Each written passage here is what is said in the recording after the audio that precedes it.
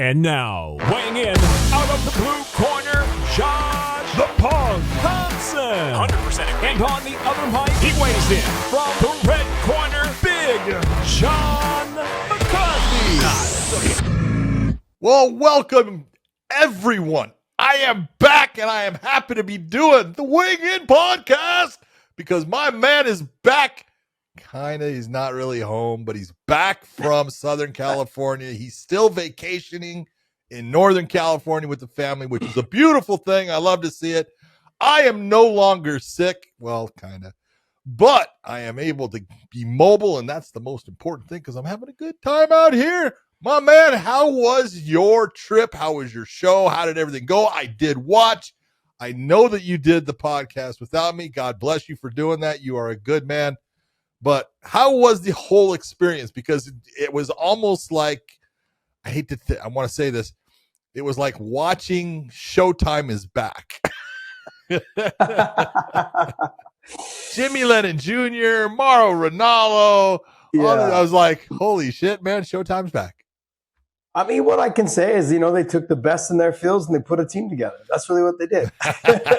There you You go. would have came, but you work for this other place. I don't know what it is. I do work you for this another other place. And so, no, it was a great experience. Contracts. What are contracts? Yeah, contracts. Contracts are for the week. Come on. It was a great show. We had a great time. It was great to be around, familiar faces. It was great to work with new faces, work with Sugar Sean, work with Sean Porter. How was that? Those are new faces. How was the whole thing? It was good. I mean, yeah, Sean didn't come in until the day of because he was just caged. Because he's a prima donna? No, he's not. He's actually a pretty nice guy. I didn't really spend a lot of time chatting with him and stuff, but he seems like a really nice guy, man. And then Sean Porter was absolutely super amazing. Nice guy. He was there the whole week as well. Have Sean wasn't. He came in the morning of, but he was, like I said, working ringside. So, when you're calling what's in front of you, you don't need to do much research. Plus, we have teams that give us packets on hey, this is what they've done. You can do the research, follow the research that they've given us. So overall, it was a fun experience. You know what it was though, John? I can't say it was just the fact of working back with a lot of our old teammates. But it was to work for another company who just gets it. Working with Fan Mio, working with Van Wagner, they just get it. They just understand, this is what we're trying to do here. We're trying to make this big. We're trying to do this. We're trying to do that. And it felt good.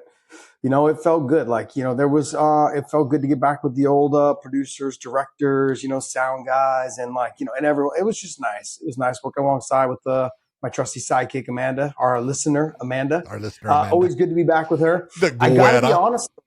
Yeah. And I got to be honest, man. I was extremely happy to work alongside BC. Brian Campbell's a good man. Brian Campbell is, I've been on their show. And this is the guy that you attacked.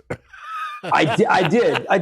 But look, I guess when you first go on someone's shows, right? For me, it's all about hey, my moniker was the punk and things just come out of my mouth.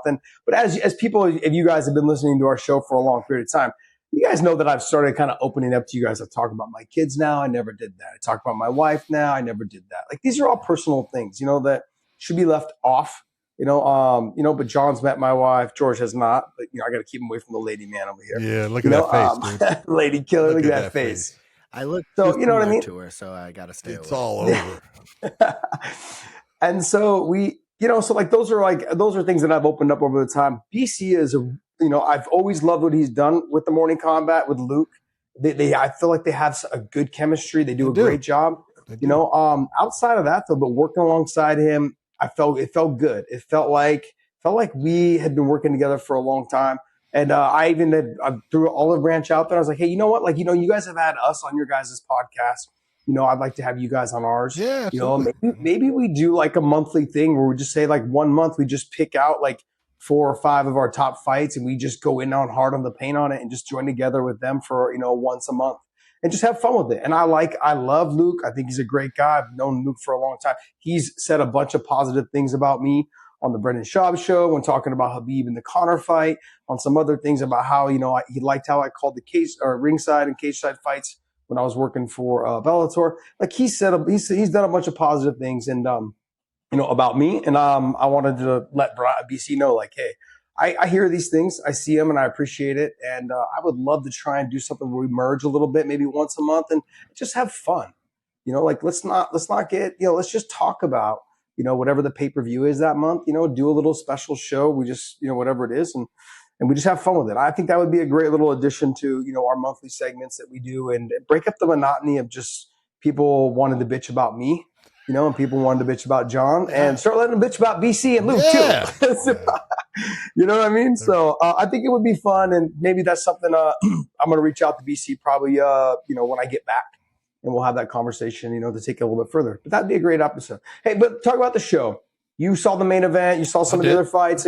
What was your take on some of those fights? Just give us a quick rundown. Quick rundown. I actually thought that the Diaz Masvidal fight went kind of like what I said. As far as, look, Nate needs to go out and establish himself in the middle and make Masvidal move. Put pressure on him, make him have to respond. First round easy was Diaz. Second round actually was Diaz too. Then Masvidal started landing some heavier shots, did some good work, but never. I know he thought that he won the fight, and that's normal. But he was talking about he landed all the heavy shots. When you land a heavy shot, it's got to be a heavy shot that the judge sees has an effect on the fighter. If you throw it and and it hits him. Okay, bump, and his head moves, and he continues to walk forward. It's a punch. It's volume. Now, that's what Nate is putting on Masvidal throughout the fight. Every now and then, he would load up and try to, go heavy to the body, then up to the head. But the volume was there, and he was consistent in making that volume attack. And so by the end of it, I had Diaz by 2 rounds. I thought it was a good fight. I thought it was an entertaining fight. I want to give both guys credit that, they both came to fight. Now, was it the most technical fight? No. I thought that George handled the pressure well, but I do think it affected his output throughout the fight. There was times that I was seeing him try to get himself to take that breath and get himself back in, and then he would, and then things would happen and it would try to find that place. He couldn't find it again. And he got to the end of the round. You could see that he was into the corner, and that's just part of fighting. It's all a game of, there's a mental game, there's a physical game. Yeah. And I really, I thought both guys showed themselves really well. The one thing I want to say though, dude, I did not know how many people would end up, and I don't know how many were tickets and how many were papered. But hold on, 18,000 butts in the seats. And I don't know how many were papered, but I remember a time when Dana said, he doesn't move the needle. Oh my God, Nate Diaz moves the needle, man, because that's all Nate. No one in Southern California much cares, about Masvidal, and that's not saying anything. If it was in Miami, it would be different. But be the other way around, probably. Southern California, Northern California, that is Nate Diaz territory. He is loved, and he proved it. And I know, and I'm going to really give it for Masvidal. I love the fact that Masvidal walked out first. I know this is his promotion. Mm-hmm. He could have sat there and said, nope, I'm coming out. I'm the A side. He knew he wasn't. Not in this area, not where they were holding the fight.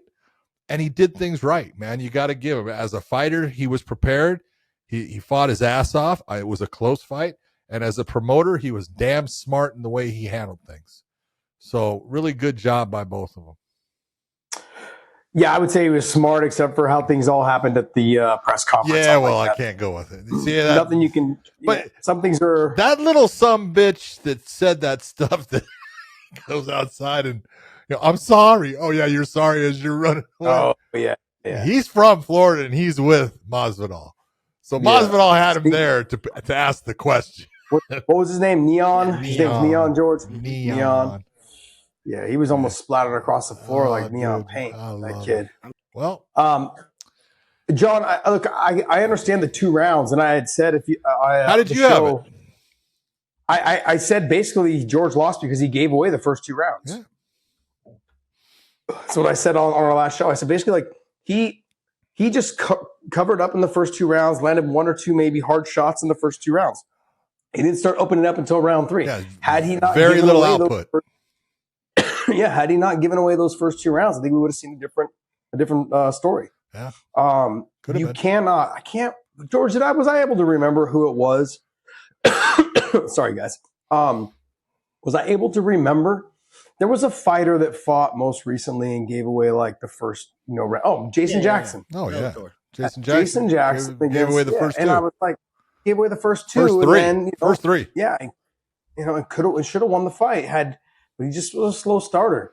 You can't like what happens when you're the champion, or what happens when you've been there and done that for all those times. Now this is boxing, I know, but they feel like they've got more rounds. Oh, I've got plenty of time. Well, those rounds you're giving away, they can come back and bite you in the ass, and that's exactly what happened. Yeah, with him. So it was a crappy situation. No, but it wasn't. It was fair. I thought it was a great fight. It was. I tried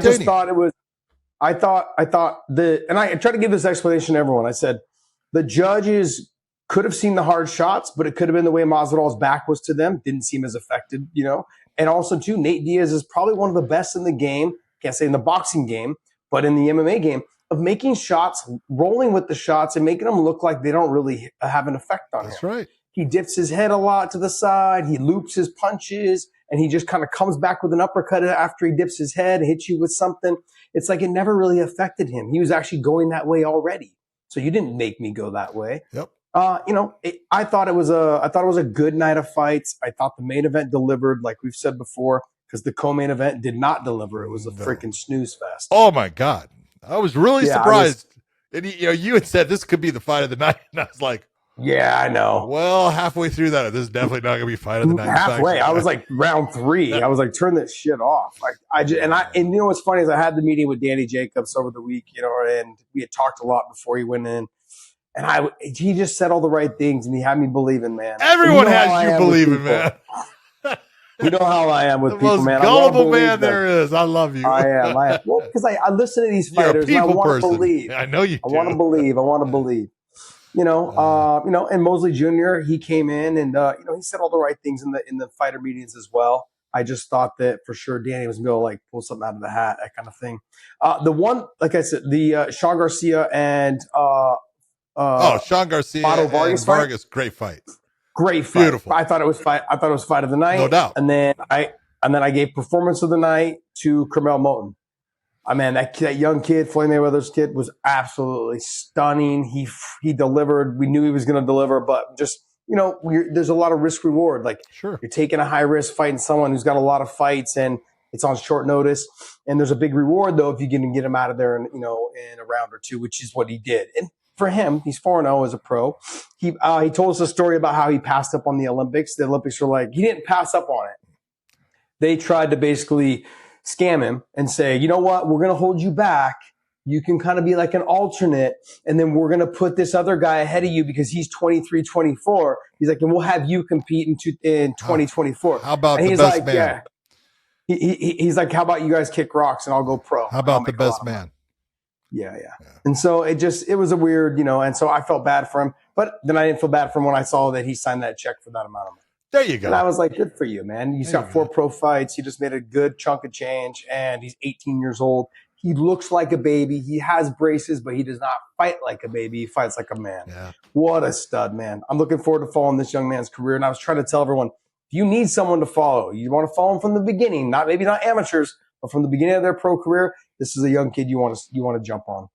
Yeah. I'm looking forward to seeing him fight. Chris, all right, hey, we're going to go ahead and... How about Chris Avila versus Sergio? Were you surprised? No, Sergio, Anthony. I'm sorry, Anthony. Yeah, were you surprised by the judge's decision or just surprised by the outcome? Is that what you're saying? No, I was not. Yeah, because I thought you were leaning more towards Anthony. I was leaning more towards Anthony, but I also thought in an 8-round fight, I thought maybe Sergio. I thought Anthony was going to be able to at least win 4 of the 5 rounds with his speed and his ability to move, land the harder shots, which is he did land the harder shots. He landed the harder shots. It's just not enough of them.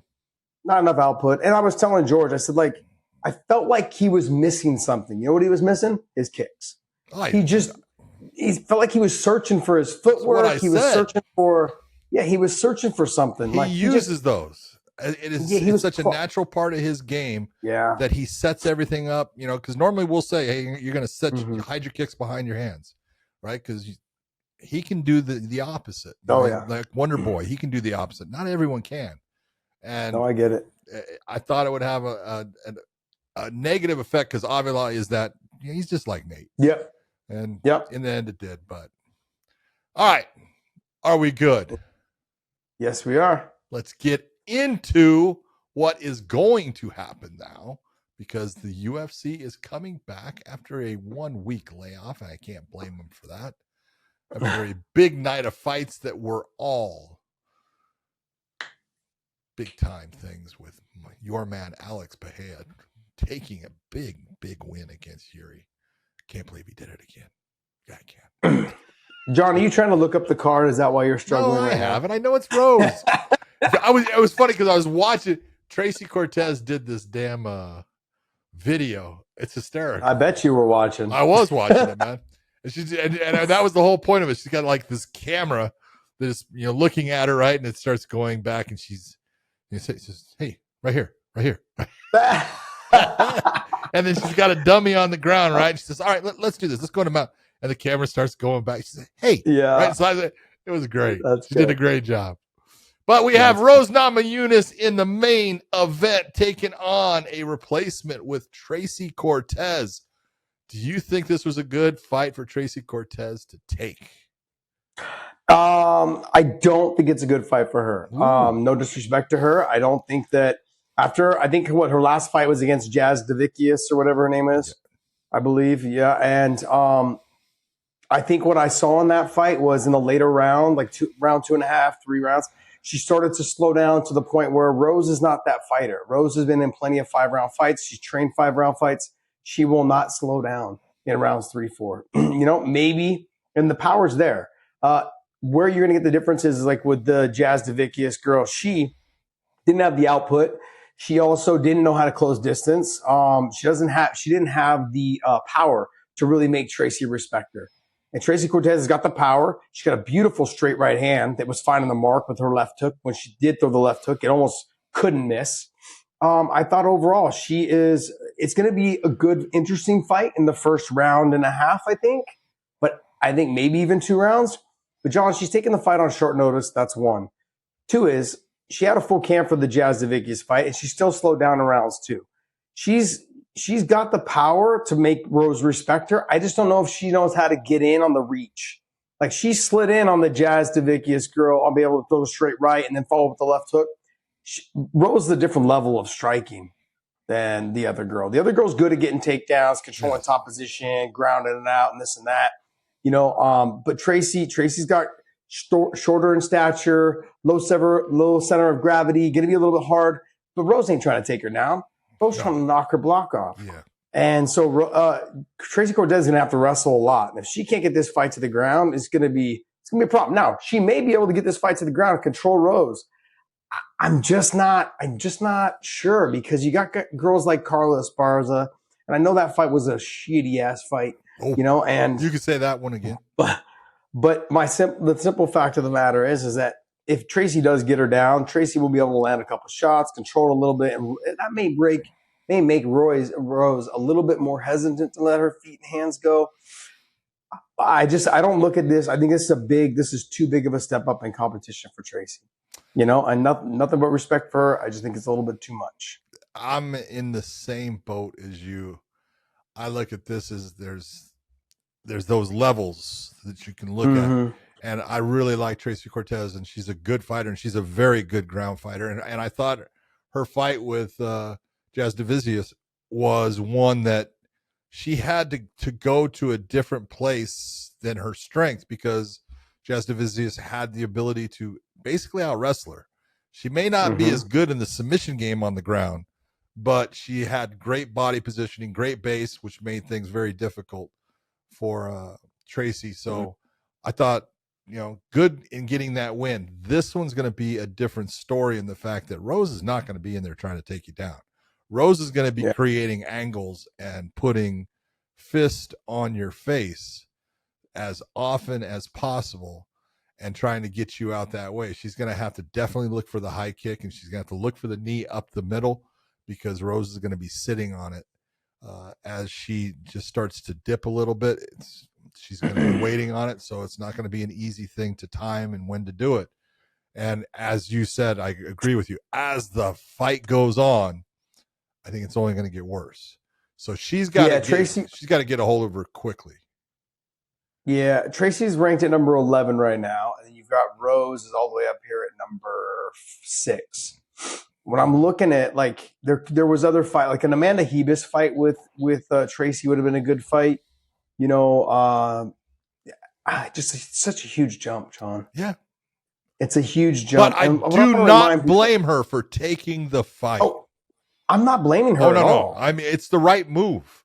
But if you have a chance to fight someone like this, yeah. I'm sorry, like UFC's like, gotta do it. Like, yeah, you got to do it. And being the main event. Great job. Yeah. You know, I don't blame you for taking it. I'm just not sure that right at this moment it's the best thing for you personally, because I think you're going to end up getting a fighter in front of you that's going to be very difficult for you to handle. Well, not only that, but then John taking a fight on short notice, and which is going to tell her. It's going to tell her, I got to get this done fast. And if she doesn't, yeah, but John, the fight's in Denver, so like we may end up seeing where does Rose work out? Is it in Denver? Is she with what's his name? Denver. Trevor. Yeah. I just it's one of those fights where Rose gonna have the condition, the cardio, she'll be acclimated. You know, Tracy didn't come in until like a couple days ago. We've seen what happened, like when you're in Mexico City, you see what happens in Salt Lake City, all those things when the fighters get there, it's this huge dump. The one thing that I can say is that Tracy she's not an extremely high volume fighter. You know, Rose, she has a tendency not to be the one either. You know, the only time I've really seen her be a high volume fighter is when she fought Joanna. Outside of that, I haven't really seen her be extremely high volume. So they'll be able to stand across from each other and kind of pick and choose. But I think Rose, if she starts having her way, will start putting the hammer down. She'll start trying to push her around. Whereas Tracy's going to have to try to get in on the clinch, try to control this positioning, you know, underhooks. I mean, but what Tracy's going to always have working against her is her reach. And I saw it with the Jasudavicius fight, and then I'm going to see it again with this Rose fight. It's just the reach and the ability to get in. And she has got quick hands inside a phone booth, but she doesn't have quick hands, you know, trying to get there and land the combinations. Yeah. She's got a beautiful straight right. I mean, I don't know how many times she snapped Javicius' head back with that thing.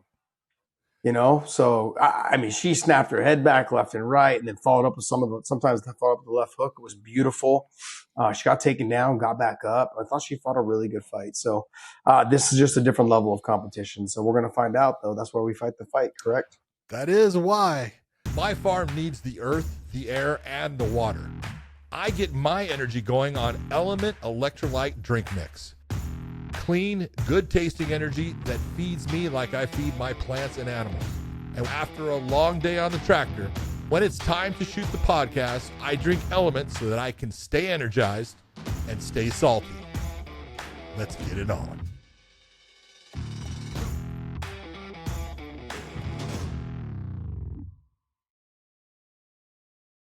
We have Santiago Ponzinibbio taking on the Kung Fu Panda is the way I look at it, because this is the Kung Fu master in Muslim. Now that DC left the Salikhov, sport, exactly. Well, DC was stealing it because he does not do Kung Fu. Yeah. This man is a Kung Fu master.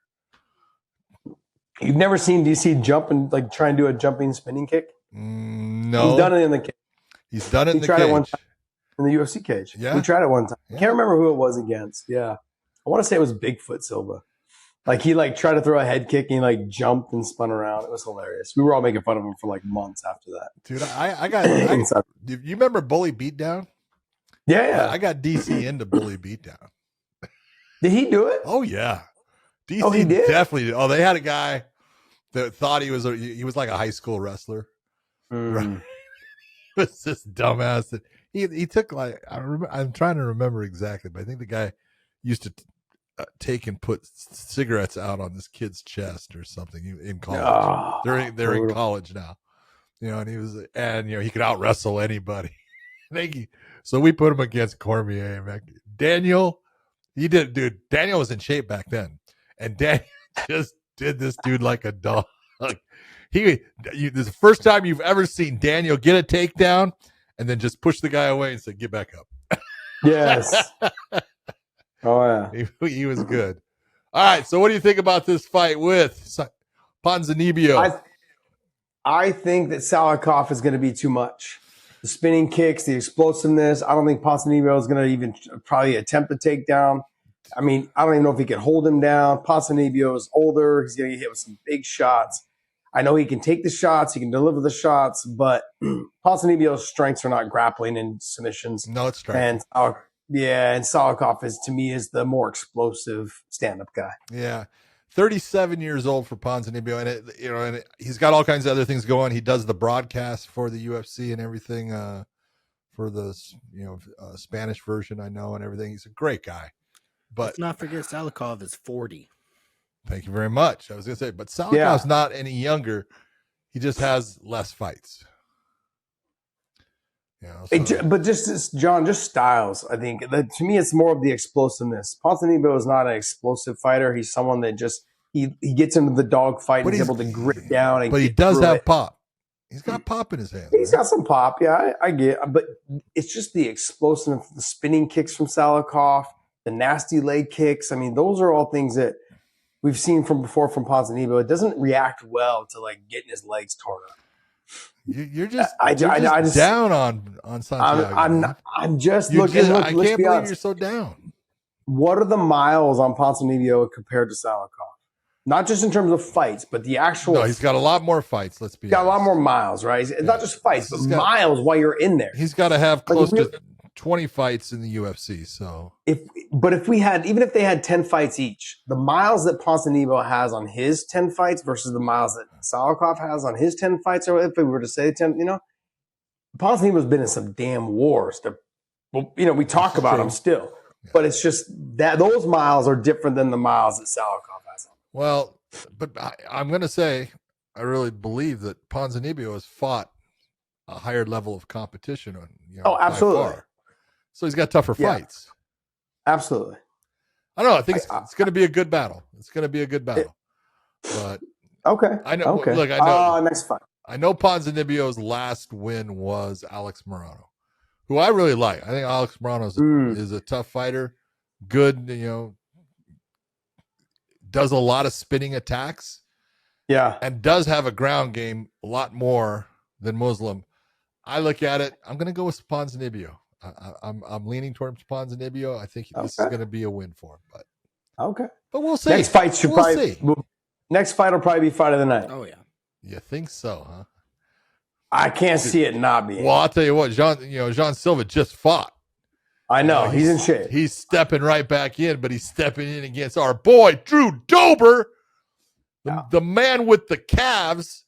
Big legs and power. Drew Dober coming to knock Jean Silva and all of the shootbox team back. Yeah, good luck with that. Look, I think it's a great matchup, like you said. It's going to be a great fight. I think that Jean Silva is going to be someone who's going to bring the fight to Dober. Dober's going to bring the fight to him. I do think this thing will end with a knockout. I do too. Somebody will. I think someone will get knocked out. Someone's going to get knocked out. Probably, if I was a betting man, I'd say probably under the 1.5 in the rounds, 1.5. I probably would say that. And I think it's going to be. I think it's definitely going to get performance of the night or fight of the night. It'll end up being one of those. Well, once again, Drew Dober lives in the Denver area. Yeah. He trains in Denver, and Jean Silva doesn't. So there will be that one's going to be feeling just a little different than the other. Yeah, definitely. Definitely. But look, here's the negative, though, on Jean Silva fighting so close again. And I've said this before. You're off that high of getting off of Charles Jourdain. You're off the high of getting the knockout. And then you go back in within a week. You're back in the gym, maybe less. And then now you're training. You got this fight again. It's not the same type of emotion. You're spending your whole time in a training camp trying to get to the peak moment, which is what he did, obviously. Yeah. Now you're trying to repeat it within a 2-week period or 3-week period. I think it's only been 2 weeks. And so, sure, you're in shape, but how much did you drink the night, or how much did you hang out and party the night after your fight that night? Sure, you can wipe it all away with 1 or 2 days of training, but then mentally, you're not in the same position you were when you took the fight last time. You've mentally prepared. Now, there's times where you can just take a fight and have great performance, but you didn't just fight beforehand. Like last minute, like Tracy Cortez, there's probably not a lot of pressure on her. I mean, I've noticed when I've taken short minute or last minute fights, you don't put as much pressure on yourself to go out there and just and deliver, and sometimes you win, sometimes you lose. With this fight, he just won. And so there's a little bit more pressure on, like, well, you're in shape, you just won. And we expect you to do this, this, and this. And he's brought it on this high that he's going to be able to perform. And we're going to find out. I mean, but I think, like I said, this fight to me, Drew Dober is mentally preparing, for this fight. Whoever was in front of him, now he's had, 2 weeks or whatever to prepare for this guy. Yeah. But I think Drew's whole mindset has been like, okay, get to this day. Whoever's in front of me, I'm going to take care of. Gene Silva's had the high, and then now trying to come back down and, and try to rebuild it back up within a 2-week period. It's not the easiest thing to do. No, definitely not. All right, we got Gabriel Bonfim taking on Loosa. I like this one. Bonfim is fun. He is absolutely a very good submission fighter. He's good on the ground. Loosa is that guy that, man, he is athletic. Super fast. Yes. He is. Loosa's got some power. He's good. He's athletic. He can wrestle a little bit. He's very good with the exchange.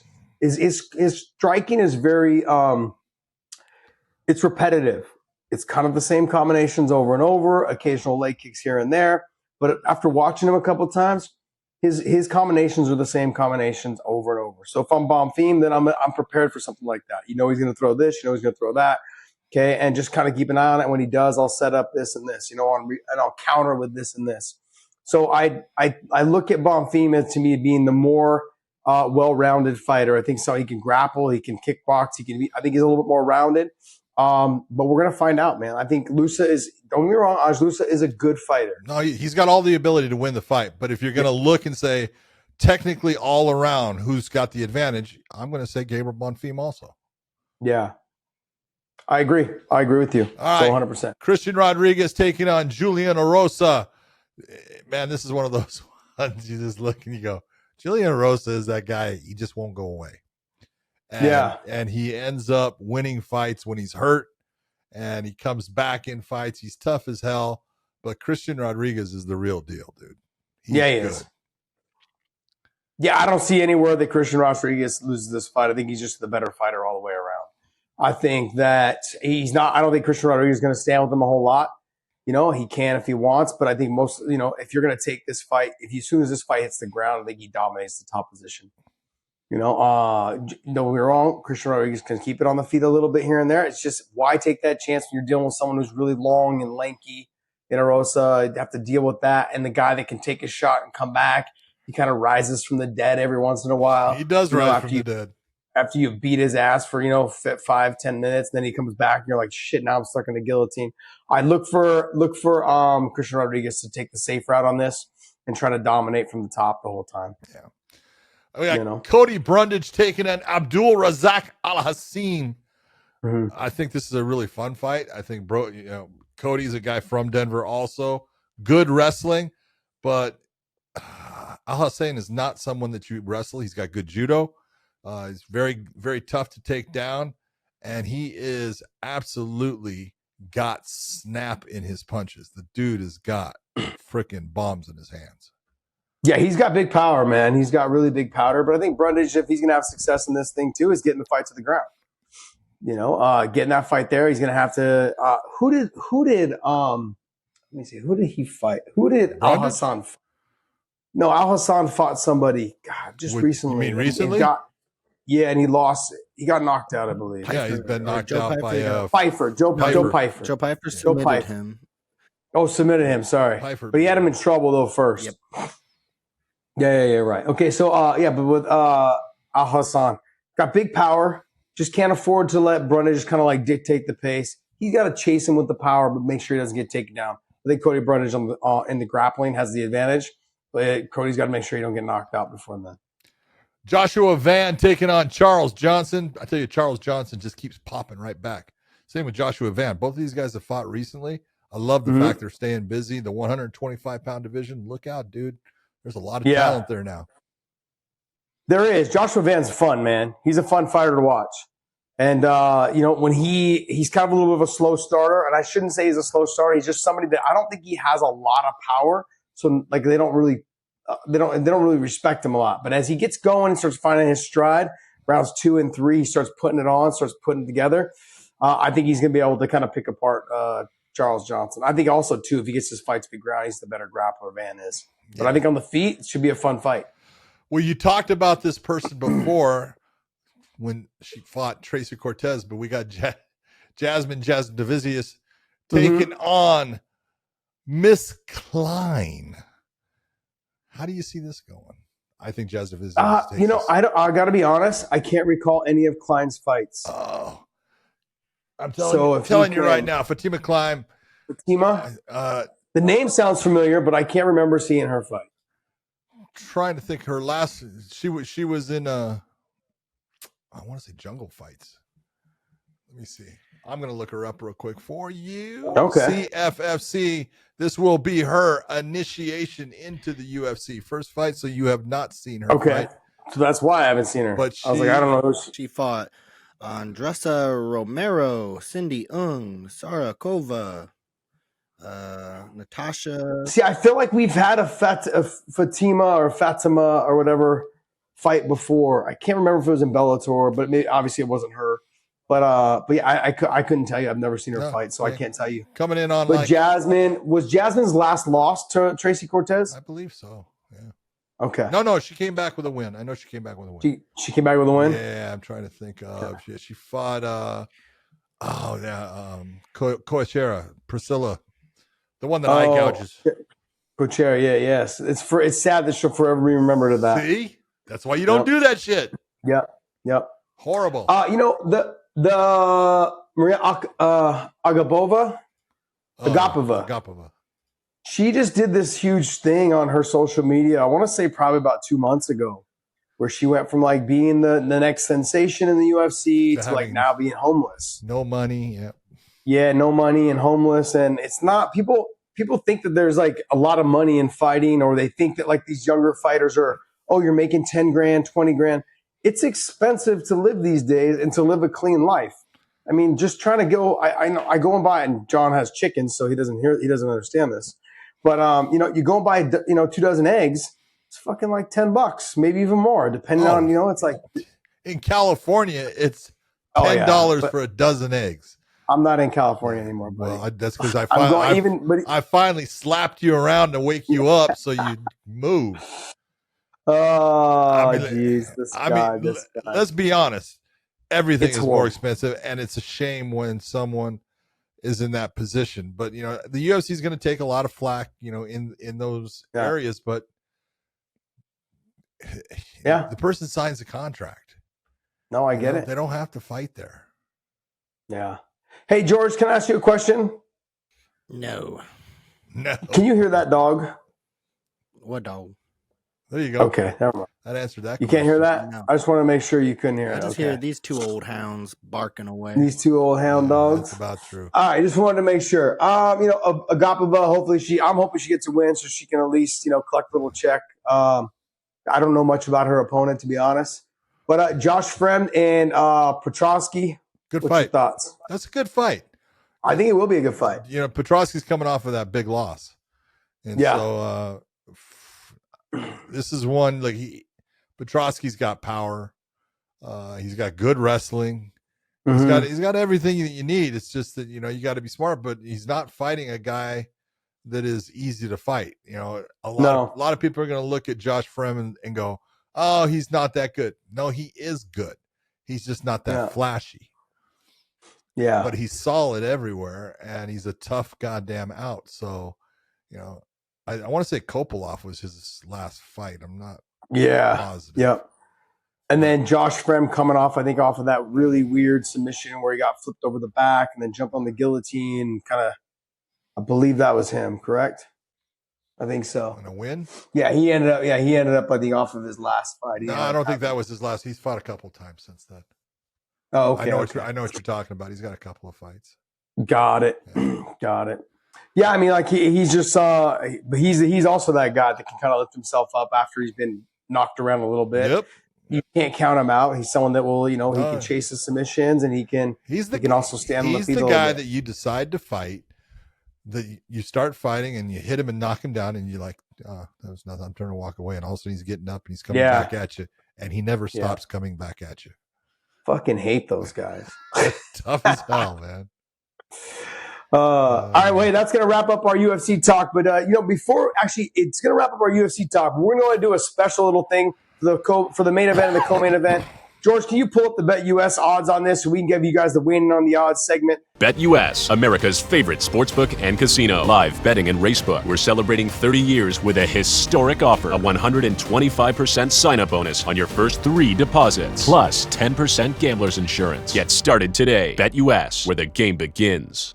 For the main event and co-main event going into this? Yes, sir. Let me pull it up. This weekend. Now, I'm wondering what the odds will be based on Tracy Cortez coming in last minute. I don't know. Rose, I'm assuming Rose is going to be probably like a plus 300 favorite, maybe even more. I wouldn't say over 400, but I say probably like 350, somewhere in there, 385. She'll be 400 or above. Ooh, you think 400 or above? I do. Ooh, boy. I do. Ooh. Look, you got to get people to go, it's too much. I'm going to go the other way. That's what is true. What bookmakers do, and that's why they make money. What do you got for this, George? You got anything yet? We got Rose Namajunas coming in at a minus 200. We got Tracy Cortez coming in at a plus 165. I will tell you right now, I'm not going to go any farther. At minus 200, hello. Rose Namajunas is going to win that fight. So I'll take. Isn't that crazy? Putting that extra money out there to get my $100 because I look at it, I think that especially where it's at and the fact that Tracy is coming in on short notice. Wow. Yeah. I might put 500 down on Rose. Yeah, I'm telling you. Gotta be honest. Yeah. I'm shocked it's not above 400. I was thinking 350, somewhere in there, 385, Yeah. But I mean, look, I can't even explain the plus 200, John. I can't even explain. Snatch that up. Snatch it up. There you go. Put your 200 down, win your 100, collect your check, collect your money. That's it. You guys use our link down below. They give you 125% on your first deposit for your first 3 deposits, actually, I should say. So 125% bonus. But George, go to the second fight. What is Ponzinibbio? Because my man Josh Thomson's going one way and I'm going the other. Well, coming in exactly the same as Rose, Ponzinibbio at a minus 200. Wow. Damn. Now that hurts. Salikhov coming That in hurts. the same exact as Tracy Cortez at a plus 165. Wow. So they just copy and pasted their odds. Someone got lazy. Someone got lazy. Oh, snaps. Yeah, I don't know. What's the over-under on that fight? So over 2.5 rounds, minus 115. Under. Yeah, I would take the over on it. John feels more comfortable betting on Ponzinibbio. Yeah. I don't feel comfortable betting on Salikhov in terms of, paying that price to bet on Salikhov, but I'd probably take the over. I think he's going to go the distance. Okay. I think both guys will be able to finish each other. I think you'll see a 3-round fight. Not finish each other. Both guys won't be able to finish each other. Mm-hmm. Both really tough. The way that Salikhov would lose, I'd say it'd be by submission. And that would be it. And for Ponzinibbio, he may get knocked out. It's a possibility. He has been knocked out before, but I think it's going to take a spinning kick or just a nasty head kick or something along those lines. It's going to take him missing a setup that ends up with a spinning, heel kick or something like that. That'll knock him out. Yeah. Is there one more fight on here you want to give me there, George? Give me a fight that you think there's going to be some great odds on in this one. Well, run through that. Let's talk about the Drew Dober. Ooh, we're going to go to Yes, let's go. That's a good fight to talk about. Well, this is a brilliant fight to make money on, coming in dead even, minus 115 for both fighters. Ooh, I like that. See, I'll take Drew Dober all day. I'm sorry. I like John Silva, but no, look, you got. I love Drew Dober. And I would love to take that fight, but that's just a hard fight, John. I mean, both of them could get their lights turned out. Sure. But hey, I mean, if you don't want to take a risk, bet the 115 on each one of them. At least you'll cash out the 115. Okay. So no, I'd be like, look, I've had friends that have bet when the odds are like that. They bet on both. So they just because they wanted to feel like they were in the game, but they didn't really care. They didn't really care who won because they got their money back. Yeah, It's just a fun, Yeah, guys. So they could show that they were going back to the to cash out at the casinos. Like, I won. Give me my money, even though they lost. Yeah, they lost the VIG. Yeah. All right, so this is the fight night. Let me see what other fights are on there. The biggest underdog is Agapova plus 310. Ooh. Santos. She's an underdog. Santos is minus 410. Got it. And then the biggest favorite of the night is Bonfim at a minus 335. Could understand why. Loosa at a plus 245. What's Christian Rodriguez and Julian Erosa? Christian Rodriguez coming in at a minus 215. Julian Erosa plus 175. Wow. You have the Joshua Van and Charles Johnson. So Joshua Van's minus 225, and then Charles Johnson plus 185. I mean, that's a fun fight. I mean, you just don't know. Charles Johnson, he's just always there. He's fighting as much as possible. He's taking fights whenever they ask. Joshua Van, I think, is right now on a mission to try and show that he's the best guy. I don't know if Charles Johnson's mindset is the same, but it's a minus 225 for Joshua Van. I'm not sure I'm taking the chance on the 225. No, but I'll take Christian Rodriguez. You will? Oh, yeah. Okay. I think that's a good bet. I think that's a really good bet, Christian Rodriguez. I think he's got a great chance of winning that fight. Take a look at the people that this kid has beat already. Yeah. Rosas Jr. Yeah. First loss, right? The kid from South Africa, Simon. Right? Simon. Boom. Got him out. He had a tough fight in his last one, but he won. And I love when guys have fights like that and they get the win coming back. I think that's a good bet. And I like. But both those guys he beat. Like, Simon's a good kickboxer, no grappling. Not a bad grappler. I mean, I'm not saying that Erosa is not a better grappler, but Rodriguez can grapple. No, Rodriguez can grapple, but I'm saying with Rosas Jr. and with Simon, when he fought those two guys, they're both younger. They're both a lot of it. I mean, they're experienced on Simon on the feet, but not on the ground. Rosas Jr. experienced on the ground, not on the feet. With the thing with Rodriguez is he's a very well-rounded fighter. Yeah, so he can take this fight anywhere he wants. And Erosa, he's got to keep this fight on the feet. Not saying that he can't get up from the bottom. I'm simply saying if he wants to get the win, he's going to have to get it on the feet. Because he ain't subbing Rodriguez. No, I don't think so. No. But at a minus 225, you're taking that? Yep. Or sorry, minus 215 for Christian Rodriguez. Ooh, cash out, guys. Cash out. You heard it here first.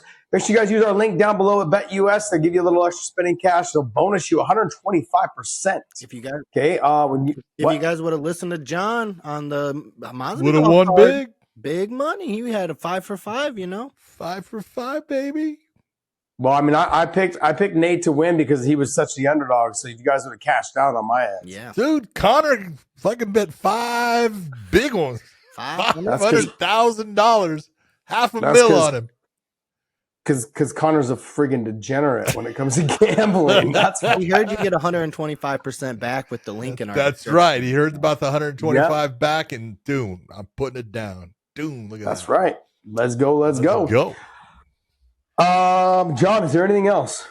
Yeah, we do have a little not on fighting there, but we do have a little thing. No. We're gonna. Oh yes. Let's talk sorry. about that. I apologize. Yeah, let's talk about that. Well, should we have George play that? Yeah, George. Okay. George played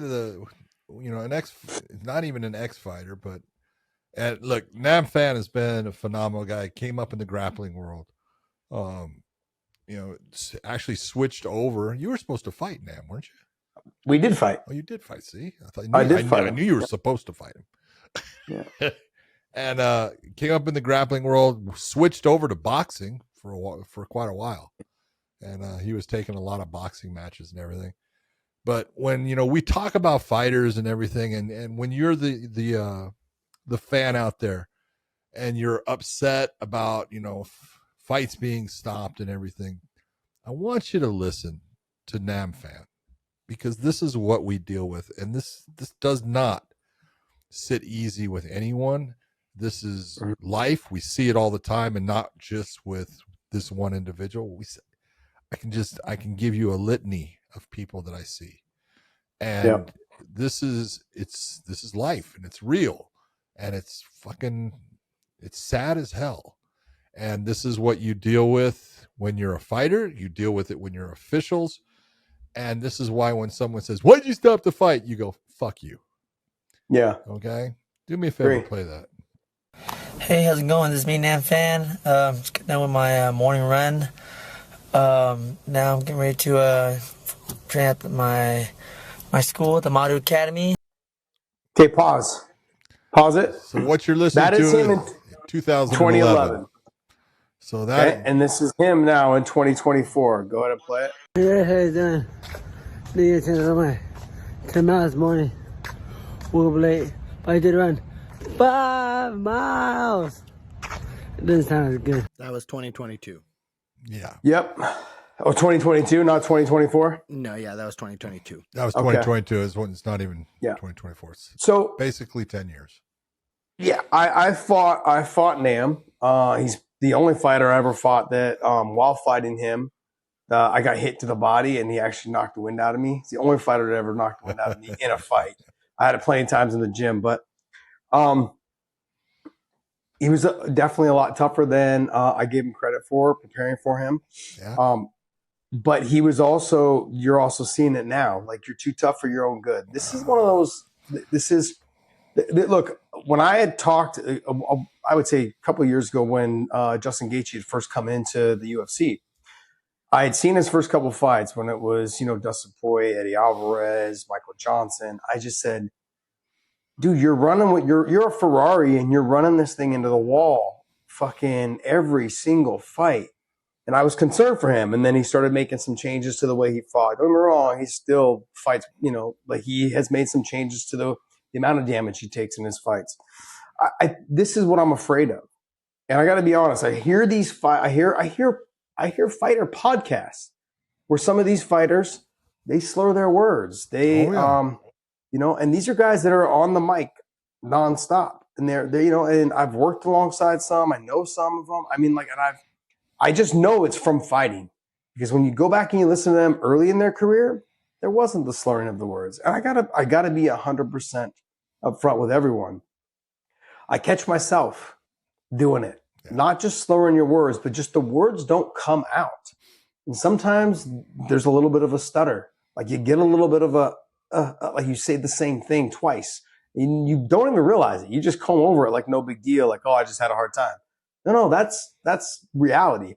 And it's gonna get worse after you leave fighting. It doesn't just go away because you stop getting hit in the head. I want to make sure that it's gotten worse. Like, for me, like, it's gotten worse since I left fighting. And I was the guy that, and John knows this, and I have this old saying, like, if you want to create a new life, you need to forget your old one. Your new life's going to cost you your old one. Well, that means you need to leave that all behind. Yeah. I stopped sparring. I kept grappling, but I stopped sparring. I stopped doing bag work. I occasionally would hit mitts, but very rarely. Like, I didn't do anything that caused me to get hit in the head. Nothing.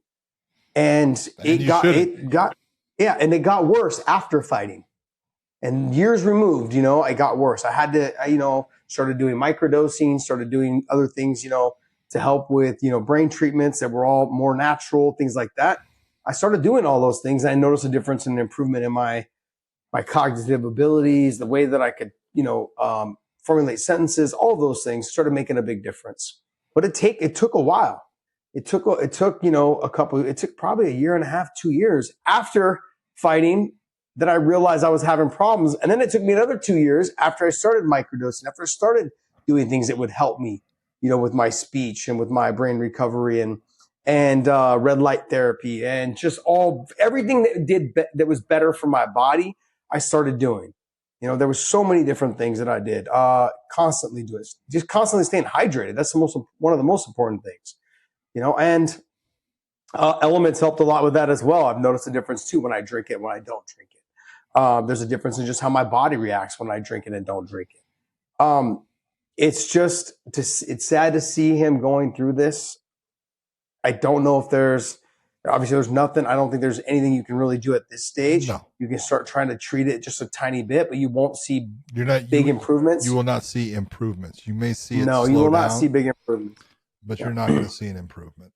But John, this is honestly, this is what it came down to when I had my last fight with Petroski. Could I still fight? Yeah. Absolutely. I could still fight. Could I still wrestle? Could I still grapple? Could I change my style like Andrei Arlovski did? Yeah. Absolutely, I could change my style. But did I want to? No. Did I want to like always be subject to like potentially boringest fights in the world? You know what I mean? Like, did I want to be criticized like that? I had a great career, and it was a phenomenal career. But that's why when I start seeing like with Dustin Poirier, he's like, oh, I'm going to retire. He's got his wits about. I agree with you on that, but I would like to see him get a win, one more fight, one more win, maybe make that one more run. But here's the argument with those guys, right? Is that they all are like, man, I've made so much money, I'm good. Good. Let me just explain to you that yes, you've made a ton of money, but have you made enough money to get you through the next 40 years of your life? Because it took you this long to accumulate this amount of money. Are you like with the way the inflation, the way that the cost of everything is? Well, with the the way the inflation is going right now, yes. If it continues on, there'll be people like Elon Musk, and that's it. They're the only ones buying food. And my thing is with fighters, right? Like there's no after fighting, there's no other incomes. Like all these people that you meet with and you talk with, and if you don't have a revenue stream for fighting afterwards, like what is it that you're going to do? There's no medical. Is your wife working? Has she been working, or has she been taking care of you while you were fighting? Like those are all questions to be answered that you need to have that serious conversation with yourself. What medical am I going to have to pay for now? And let me just tell you, all insurances, housing, car insurance, medical insurance is all through the freaking roof right now. Yeah. So those are all things that we've always just combed over as fighters because we're making good money at the time. But now that you're done fighting, what about it? Like how are you going to manage your money to get you through the next 40 years of your life? Where's your medical insurance coming from? You're going to have medical problems. Guaranteed you will. Whether it's your neck, like I did with stem cells, my knee, my hip, my back, whatever it is, you have all these things. And he's going through that right now. He is at a point, though, after hearing him talk, there's not much you're going to be able to do to see a vast improvement. So what do? You minimize it by not allowing yourself to get hit in the head anymore. That's the best you can do. Maybe some microdosing, maybe some different types of psilocybin to really kind of try to open things up and try to repair the damaged brain cells. That's all I can suggest. I wouldn't even know what else to do. Like at that point, it's tough, John. Like it's tough because I shared the cage with him, man. The guy is a fantastic human being. Absolutely fantastic human being. You fought him. I think he was on a 7-fight win streak when you fought him. Mm-hmm. He ended his career like in boxing with a 7-fight losing streak. And this is what happens. It's just the ability to do the same things goes away, and then you think you still can.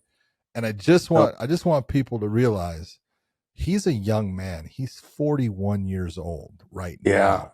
When you heard him, he was 39. When you just heard the bad sounding version, that young man, 39 years of age, and there's a whole lot of life left.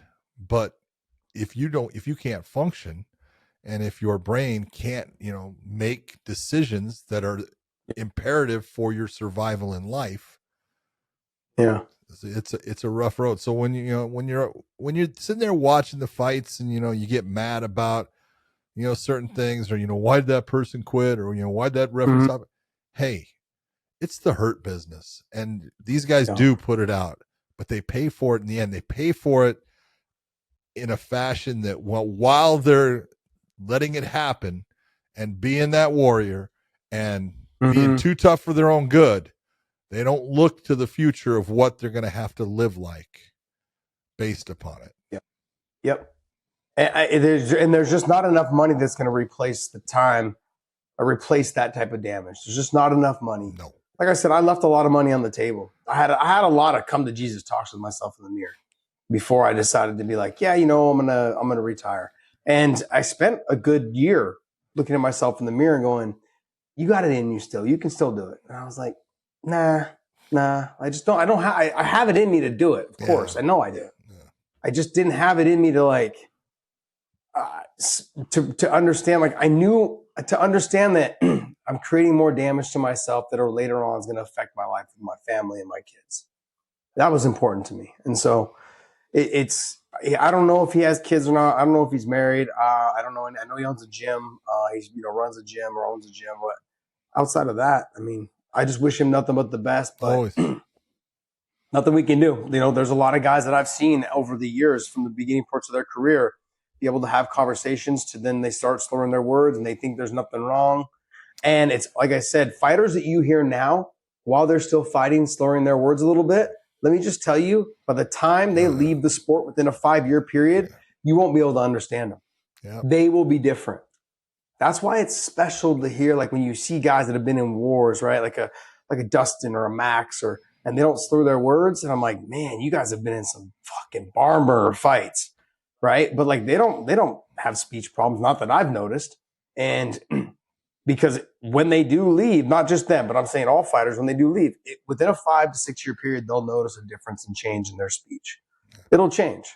And so, and then that's when I think a little bit of the reality sets in that there's been damage done. Yeah. We've caused a lot of damage. So, all right, well, hey, that's going to wrap up our talk for this show. And we want to thank you guys so much for continuing to listen and support us. Make sure you guys hit that LMNT link down below. If you guys want to try LMNT, stay salty, you guys. Great product, man. John and I have been using it for a while, and I truly enjoy it. Especially, I'm about to go play some indoor soccer while I'm here, and I'm gonna get 2 games in tonight. So I had to salt up, make sure that I'm plenty hydrated to go out there and get it on tonight. So outside of that, I want to thank BetUS for sponsoring this show and continue to support us, and we thank them very much. Hopefully, you guys made some money off of our bets after we did our collaborations with BetUS over the weekend. I said take Diaz. I believe he was like a plus 215 or 225. You guys could have cashed out, man. Guys could have cashed out. John, if you would have listened to John, you guys would have made a ton of money. Okay? That's why you got to pay attention. Next time. But hey, John, take us away, buddy. Hey, for everyone out there, sorry to kind of put this ending as the bummer, but we want you to see what this sport is all about as far as there is a serious side to it and understand it. And we love you for listening to us. And we will see you.